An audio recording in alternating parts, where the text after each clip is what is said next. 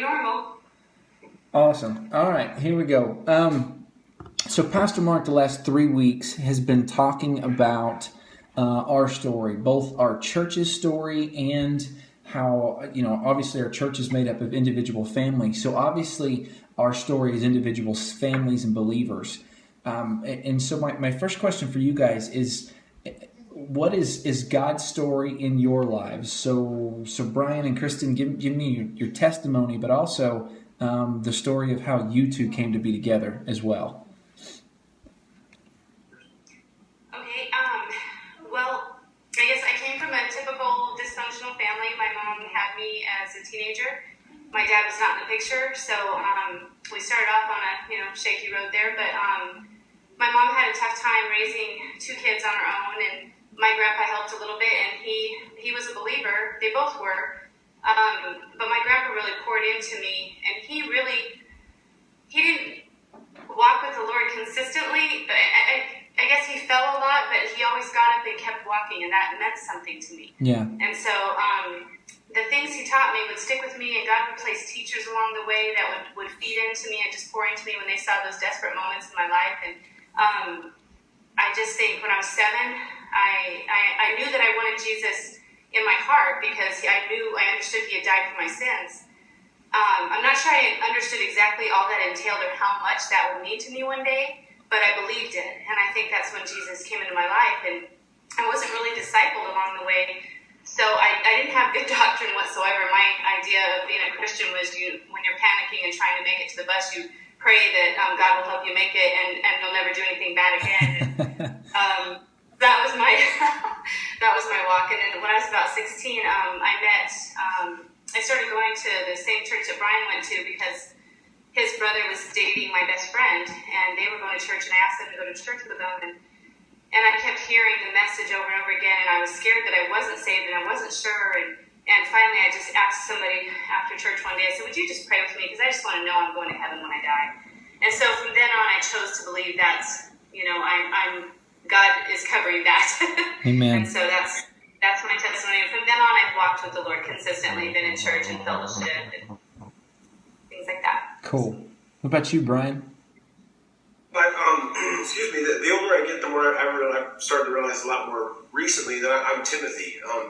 I come from a long line of godly women, and my mom loves the Lord. My grandma loves the Lord. My great grandma loves the Lord, and chaos and stuff growing up with the family things. My dad died when I was young. The Lord saved him a month before he passed away, which was incredible. But by God's grace, I was saved at 7 years old, and I believe because of the family that I grew up in, I've always walked with the Lord. And again, by His grace, because I often say if God ever made a mistake, it was in choosing me. And I tell him that all the time. Sure. But I'm absolutely thankful for the long line of godly women that I grew up in. My aunts are both amazing women, godly women, and that's my lineage. So excellent. So when I read about Timothy and his mom and his grandma, it hits home. Yeah, that's awesome. All right, so here's the $1 million question: how did you guys meet and come to be the Johnson family? Well, she was as she was saying, my brother was dating her best friend when she was in high school. She started coming to the church with them, and at that time I was the youth pastor, and I was 19 years old. She was 16, so I was severely robbing the cradle at the time. So it wasn't. It was really funny because we were both scared to death. We took it really slow. I went and talked to the pastors and said, "Man, what do I do? I'm crazy about this girl. She's in the youth group, and I'm teaching the youth group. That's just wrong. What am I supposed to do?" And they helped me work through it and helped us work through it. And that's just kind of. They were really supportive. I was surprised. Yeah. So. It's a neat group of guys. So that's how we met. We met at church. And, awesome. Pretty neat. I knew we were going to get married. I saw a picture of her before I ever met her, and it was, I don't know if it was the Lord, or if it was just that it hit me like a hammer. But I said, that's a girl I'm going to marry. It was before we ever met. So. Yeah, cool. Pretty neat. And how long have you guys been married now? 23 years, right? Okay. I ran out of counting fingers and toes and I get lost. Right. I've been told anything after 20, it's okay to ask. So that's good. Yeah, you're all right. Very cool. So, all right, awesome. Well, Bryan, tell us a little bit about your ministry history. I know you've been serving in churches for a long time, but just walk us through a little bit about that. Boy, I guess overall I've been teaching Sunday school between kids and adults for over 25 years. Been playing in worship teams for over 25 years. Different instruments, whatever's needed at the time, and I consider myself a complete hack, but I love to worship the Lord, and so since we've been up here, we've been teaching first grade. I do worship with the first and fifth graders, and I'm interning and filling in at home Bible study. Cool. And so it's really neat that we've only been here a year and a half, but the stuff the Lord's been doing and giving us opportunity to do has been incredible. Right. But that's pretty much as long as I can remember, the Lord's given me opportunity to serve, and it's amazing. So. Amen. No, that's great. Tell us about your move to Ohio. You guys are just outside of Cleveland now, right? Yeah. Okay, yeah. That was a sad day in our church when y'all left. But what have you been doing up in Cleveland since that time? Both in the church and outside as well. We started praying, and I started praying probably I'm gonna say 6 years ago, I'm guessing. Yeah. About coming up here, and it was before we ever actually the Lord brought us to Village Meadows. Right. We were there for 3.5, almost 4 years, and but I had been praying about this since well before that. And Alistair Begg's always been my favorite radio preacher. Yeah. And I've listened to him. I think I've heard more of his teachings than he has, but listened to him all the time on the roof in my iPod, and we started praying about it way back then. We felt about a year and a half ago like the Lord was saying, "Yeah, I want you to go up there," and which was absolutely difficult because we love Village Meadows, and it was just kind of a, what now, Lord? It would have been great a few years back before we got to be part of this church. Right. But it really seemed like he was saying, "Yeah, I want you to do this." So we had a roofing company there. We got rid of it, and the way the Lord put everything together for us to go was mind blowing. Some of the things He did in confirmation, the way our house sold, and the way just everything fell into place was amazing. And we came up here, we dove into the church head first, and almost in a way, probably overwhelming to the people who were up there, because everything that came up, we were there. We want to do this, we want to do that, we want to meet people, we want to get involved, and we got to work VBS the first week we were here. They put us with other adult helpers, to make sure we weren't flaming heretics or something, and working with our kids. And so we got to work with other adults and do VBS. Evening services on Sunday nights. I'll do them outside once a month in the summertime. They got a great big grass area out there, and they put up the platform to do services out there, and they hand out ice cream. So we said, well, can we hand out ice cream? So they stuck us on ice cream carts, handing out ice cream to people, and as they came, so we get to know people. And Pastor Alistair actually came up and said, "Hey, you guys are the weirdos who moved here from Arizona, right?" We said, "Yeah," because the idea up here is everybody moves from here to Arizona. Nobody does the opposite. So he said, and this is a quote, he said, "I know there's absolutely something wrong with you, and I want the rest of the church to know what it is, because people don't do that, so will you come up and let me interview you?" And so he brought us up on the stage that night and interviewed us, just a little short 5-minute thing. And it was the neatest thing in the world, because when we told him we lived in Chardon, which is even crazier, we know that now. We fell in love with the house, but Chardon's the snow capital of Ohio. And so even people who were born and raised in Ohio say, "Chardon, what were you thinking?" And so we got 137 inches of snow last year. That was and it was incredible. But anyway, he did that interview. We said we live in Chardon. Right after the service, probably 12 or 15 families came up and said, "Hey, we live in Chardon. We want you to come over for dinner. We live, we live in that area," and they just kind of took us in. And it was amazing to us, because we've always tried our hardest to be the ones that are taking people in, and we've never been on that end of it really. And in that capacity. And so it was really neat. The Lord, he just made us part of the church immediately, and the kids are serving. We got to actually run different categories of the VBSs last year for almost 800 kids, and it's just the opportunities have been amazing. So that's what we've been doing at the church, and every time the doors are open, we're there. Bryan actually works there. Cool. At the church, doing the same thing he was doing at Village Meadows, doing maintenance there. And outside of the church, just working, coaching baseball, doing the kind of things that we do outside the church, trying to get to know our neighbors, get to know the people, and be part of the community. And well, we have the homeschool co-op we found during the first VBS we were here. Okay. The little girl I was serving and 2-year-olds with happened to be part of a co-op, and so I met her mom, and I just really liked her, and we applied to this co-op, and they let us join, and it was just a really great fit right from the beginning. And Bryan learned debate. Last year he competed in team debate, and we didn't know anything about debate, and it was really neat, and learning to argue with grace, and with grace, yes. Co-op, yeah. Uh-huh. And this co-op was really a neat group of people. They just were a blessing to us. We learned a lot from them. And then as a spin-off from that, there was a little group called Trail Life because of the thing with Boy Scouts going down, and people leaving that and wanting to stand up for Christian faith and not wanting to compromise. They've created this thing called Trail Life. And so our little guys are part of that. And we've just kind of started getting involved in that. And so, that's what we've been up to. There's no shortage of things to do. Sure. So is it safe to say, even in the year and a half you guys have been up there, you've learned a lot? Oh my. Yeah. Excellent. I'm still trying to take it all in, I'm still trying to figure out exactly what it is, that I've learned, or what do I have? I felt like I haven't learned enough, what is it I've learned? But I know we have. We've just been blessed upon blessed, so I know that they're... Spoiled rotten is the operative term, right? I use that all the time. We're just spoiled rotten. Yeah. And in every way imaginable, so it's been fun. Excellent. Very cool.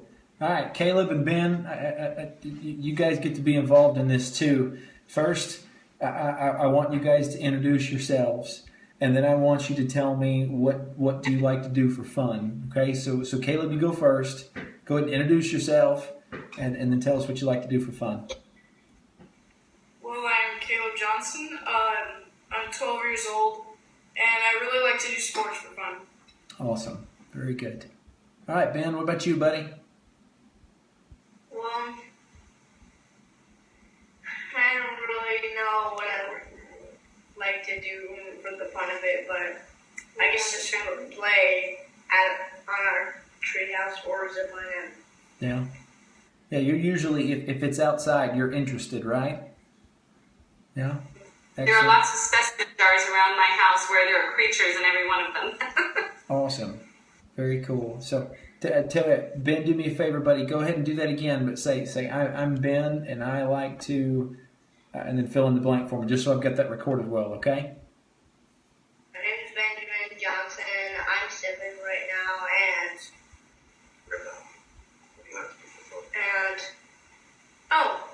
I just like to catch critters for the fun of it. Cool. Very cool. Good job. All right, Bryan, you have always been my favorite Johnson. And I can say that now because your brothers are no longer in the youth group. So now that doesn't mean that doesn't mean that your younger brothers can't unseat you from that position. It just means that's where you are. So yeah, definitely so. And I'm really hoping to get a nice reaction out of your brother when he sees this on screen. I think that'll be a lot of fun. He still sits in the front row with Adel. It's going to be fantastic. Anyway, tell us about your life since you've moved to Ohio, because that was a pretty big transition for you, certainly. Yeah. Well, we moved up here, and like my dad said, they kind of just jumped straight in. One of the first weeks we were up here, the VBS was going on. And so we volunteered with that. We got involved with that, and through that, I got to meet a couple people, kids my age, and they just kind of took me into the youth group. I started going to the youth group on Sunday mornings, and they told me about the youth group that they have on Thursday nights, and that's where I really started getting involved with the church, and the kids there were just really welcoming. It was really cool. So they took me in there. I started going to the youth group, just having fun with those guys, and just like learning a lot, like being taught by the teachers there and the guys that are investing in us. And yeah, that was really cool. And then, like my mom said, we joined homeschool co-op. So we got to take some classes there, do a bunch of classes, which is really cool because like my chemistry teacher was actually a chemist, things like that, where like we really get like my dad said, we're just spoiled at the co-op. But so we've been doing that. I joined that debate group where we get encouraged to argue with people, which is great because I always get yelled at for it at home. But so yeah, I got to do that, and then I got to start playing drums with the youth band and just doing different stuff with that. And I joined the student ministry team on the youth group, which is a group of kids that are more dedicated to the youth group that like to just get involved with the community and get involved with the kids that come in and such. And so it's been pretty good. But that's what I've been up to. Very cool. That's great, man. I'm proud of you. Miss Kristen, I know you support your husband 100%. I know how well you take care of your family. But what do you feel like that God has worked in your heart? What are you passionate about? What sparks your interest when it comes to serving the Lord? Gosh, babies. I like to play in the nursery. Yeah. Sometimes you just gotta kiss a baby, you know. Amen. So, what I've done up here is mainly I was kind of lost for a while because there's so many things I like, and that's usually my problem is focusing on one thing I have. He's always so many interests. So I served in the nursery, and then I ended up helping him in first graders, and that ended up really blessing my heart. Those little first graders attached to you, and it's a really sweet thing. So it was hard to let them go on to second grade. And then but our new crop of first graders is just as precious. So that's what we've done there. I love taking pictures, so I've taken pictures during VBS. But up here we had 740 kids, and I was running all 5 days. I thought, I don't know if I want to do that again. That was a lot of energy. But for the co-op, I did a yearbook and stuff. So I like the picture side of things and recording people's memories. That's what I'm passionate about, I guess, because I guess coming from a family where I don't have half of my heritage, I don't know one whole side of my family, I'm passionate that my kids will know their heritage. Yeah. And so then I see other people and I see a moment and I want to record that for them. So I have fun with that. But that's probably what I'm most passionate about. And politics, unfortunately, really gets me riled up. But I do the best to support the people who are out there lobbying for godly things. So excellent. Very cool. Tell me, Bryan, how do you think Kristen is gifted? How has God gifted Kristen? I think God's gifted Kristen. She's an encourager. I think that's her spiritual gift. Yeah. She's got encouragement and just faithfulness. She's got. Any of you guys there who do know my kids, she's got her hands full and then some. And they got progressively tougher as they came down the line. And so, I mean, just for her to be vertical is pretty amazing. Yeah. But and to speak in full sentences. Yeah. But just God's gifted her in that, and I think all the kids that during the times of the week when she has a really rough week. I keep telling her, man, one of these days they're going to come back and they're going to call you blessed, like in Proverbs 31. And the two older boys they've definitely started to do that. It's come back around where they've realized, wow, Mom wasn't such a turkey. She was doing the things that she did for my benefit. So just with that, I know that my heart is completely trusting there and knowing when I'm not here during the day or whatever, what's going on with the kids and the godly heritage that they're growing up in, the legacy they're being left. So I love that. Excellent. Well, Kristen, how do you feel God has gifted Bryan?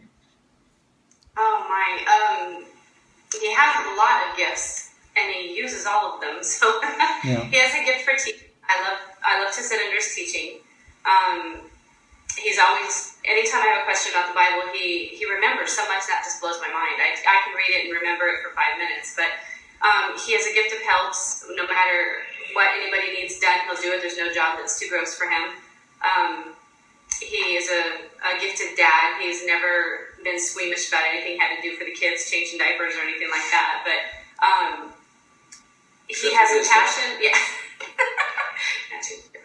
He has a passion for worship, he's always been picky about it, and he's serious about it, and that's taught me to be, serious about it and not flippant. We've seen it done flippantly, and we've seen it done stoically, and thought, oh my word, there's no passion whatsoever in there. There's just religion.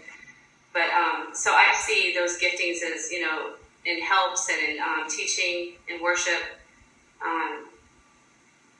He has so many that it's kind of hard to say what stands out, but those are the ones that I think what I see about him is that when he's ministering, no matter if it's getting coffee for the Sunday school class, teaching the first graders or leading worship, that's when he glows and comes alive. Yeah. And I noticed that in the last few years. I noticed it at Village Meadows. I was like, that's where he just shines. And he wasn't shining anymore in roofing. I mean, he was still doing an excellent job, but that was only because he felt compelled to, but that's not where his passion was. Right.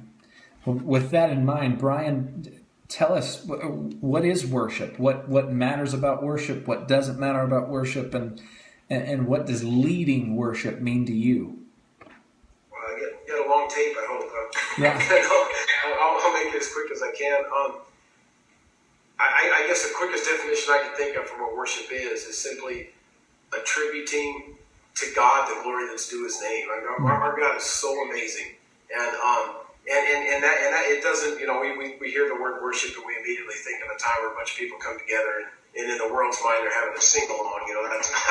That's not it's one form, I guess. It's a congregational form and time of worship, but worship is a lifestyle. And when we come together on a Sunday morning and worship, it's an overflow of that lifestyle when we get to come together. I mean, it's simply using your life to give the glory to God that He deserves, and that's the simplest definition I can come up with. As far as leading worship, the only thing I can think of is to what that means is you got to go there yourself. And I love to worship. It's where it doesn't matter if I'm. Christmas just teased me yesterday. I was out working on some stuff and building, and I had a Newsboys worship thing playing in my iPod, and I got headphones jammed in my ears, so I don't hear how loud I'm singing along with it. And I'm just having a great time in the Lord. And I guess when it comes to leading, that's if I'm given every ounce of my being to glorify the Lord in that, just enjoying Him, then it encourages other people to come into that. And I guess that's what it means to me. I don't know how else to put it. It's hard to articulate. Yeah, it really is. That's great. Is there anything that you would say, well, I'll put it this way, what matters about worship and what doesn't matter about worship? Oh, sure. What doesn't matter about worship, at least to me, is say style. I grew up in a Pentecostal church when I was younger, so we were, they were swinging from the rafters, marching around the church, people falling over the aisles, and running around with flags, and you named it, and dancing, and literally dancing in the aisles with actual dance moves that they practiced at home. What we consider flat out crazy. We went from there to the Calvary Chapel setting for a long, long time, where it's upbeat. The worship's great. It's emotional, but it's not. It doesn't go over that edge. I've been to churches where it's quiet and peaceful in there. There are no instruments, but so style I don't think matters. The only thing that matters in worship is who you're singing to and why you're singing. And in my mind, the perfect example, one of my favorite passages in the Bible for that is when King David's bringing the ark back up, and they're going crazy. They're all dancing. It says the entire nation of Israel is worshiping the Lord at that time, and it specifically says that the whole nation's worshiping, and David's dancing in his linen ephod, and Michal looks out the window and despises him in her heart, his wife, and when he gets home, she jumps on him for it and says, "Look, what a fool you made of yourself." And David said, "You know what? I don't care what you think, or I don't care what anybody thinks. I'm doing this for the Lord, and that's it." And the Lord struck me one time when I was reading that and said, out of the entire nation of Israel, the only person who wasn't worshiping was Michal, because Michal was too busy critiquing what was going on, and she suffered the consequence for it. So I don't think style matters. I think what does matter is that there's nobody else in the room. There's nobody else around. It's just you and the Lord. And when you can do it congregationally, and everybody's got that, that attitude. It's just me and the Lord in this room. There's nothing better. It's the closest thing to heaven that you can get here on earth, I believe. Yeah. With all my heart. Yeah. That's excellent. Good. Very good. Well, what else, if anything, would you want those that don't know the Johnson family, what would you guys want them to know about you? Gangway. That's funny. Bryan, you got anything? Yeah, boys. We're crazy. Okay. Caleb, Ben. We're not quite right, but we love the Lord. Yeah. Caleb, Ben, anything you guys want us to know about you? Huh? Anything you want the church to know about you? Not really.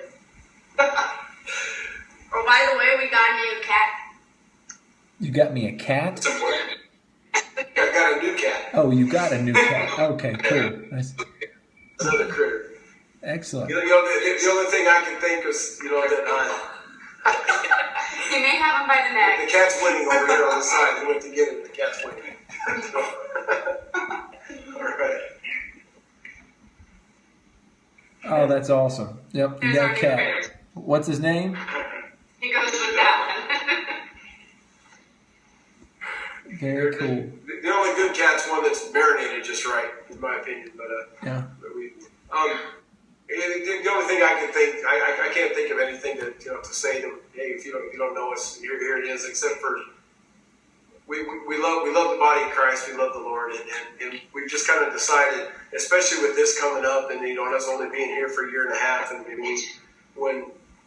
when we do things that we think the Lord's telling us, it's head first and with everything, and so it's been kind of an upheaval to go, wow, now we thought you brought us up here and that was it, and now you're saying you may want us to come back, and it's been a big deal. But at the same, we decided, wow, God, wherever you're going, I'm not following you, I'm chasing you as fast as we can, and with everything we've got, and that's no matter what it is, and we're sold out. We don't want to miss anything. Yeah, absolutely not. We want to get them by the coattails and hang on tight. So that's it's where we're going, and we're excited to think that the Lord may be bringing us back to a body of believers that we love, and we may get to be there and minister with them. That's an exciting, and this is just hopefully this didn't get stuck on the tape because I don't want you guys all hearing it.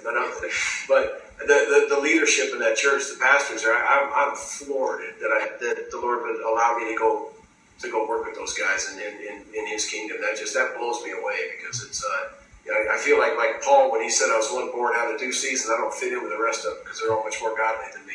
And so I'm humbled and excited beyond belief. So. And again, I told you a couple times, but I mean it. We are terribly excited, and as far as I'm concerned, November 2nd can't get here fast enough. So it's going to be a good day for sure. So anyway, all right, guys. Well, I'm going to turn off the record button here because that was great.